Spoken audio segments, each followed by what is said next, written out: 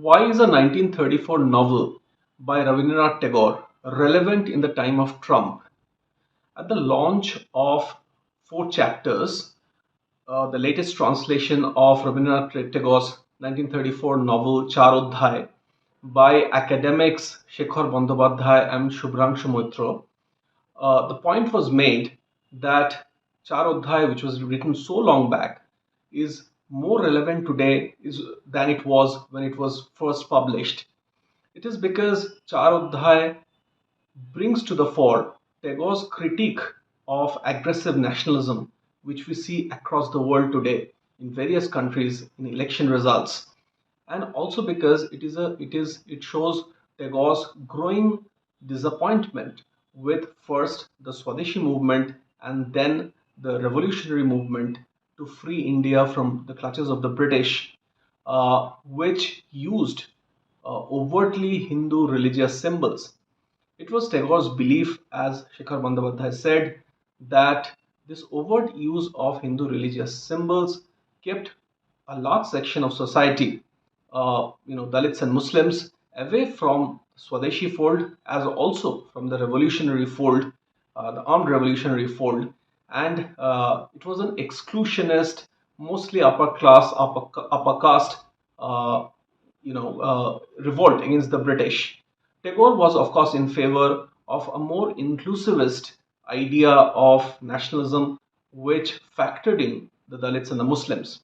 Char Adhyay, at its core, though, is a love story. It's a love story between two young revolutionaries who are the lady in the novel is attracted to the revolutionary ideal, and she joins the revolutionary armed revolutionary movement. Her lover joins the movement also because he simply follows her. But in the course of time, he gets disillusioned by the use of excessive force, by the use of violence, and he starts questioning the belief behind such movement. Tagore, as the introduction of the book, four chapters, that's the new translation of the book. It was launched recently in Kolkata at the Indian Council for Cultural Relations office. And the introduction to the book says that, as aggressive nationalism spreads across the world, it is it goes back to 1934 and even before, when Tagore questioned whether this is the right way to to further nationalist feelings within Indians. And it's a very interesting passage in the book, in the introduction to the book, which says that Barin Ghosh, the brother of Sri Aurobindo, who was an armed revolutionary himself, would train young Indians, young Bengalis, and Indians from other regions into revolutionary methods by first making them read Anandamod Bankim Chandra's famous political novel Anandamod, the Bhagavad Gita, and several other deeply religious, deeply patriotic texts.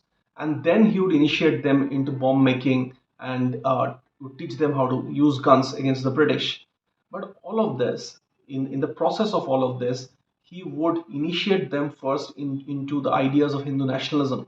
And it is here that Rabindranath Tagore then and the translators of his novel, Shekhar Bandyopadhyay and Shubhranshu Moitra, say that this overt use of Hindu religiosity keeps a large section of Indians aside, and as aggressive nationalism, seen recently through the re-election of Trump in America,